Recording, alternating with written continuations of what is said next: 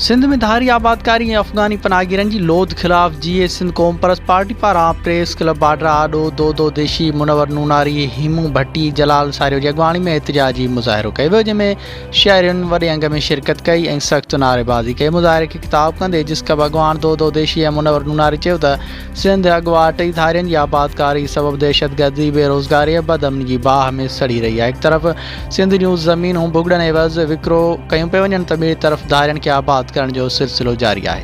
हिन चयो त अॻुवा टई सिंध में आबाद अफ़गानियुनि धरती वासियुनि जो जीअण जंजाल करे छॾियो आहे। वेतर अफ़गान पनाहगीरनि खे सिंध में आबाद करण जा ऐलान थी रहिया आहिनि। चयो त सिंध में मौजूदा हुक्मरान सिंध जा वॾा दुश्मन आहिनि जेकी सिंध खे तबाह बर्बाद करण में शामिल आहिनि ऐं सिंध खे आलमी यतीम खानो बनाइण में पिणु मुलविस आहिनि।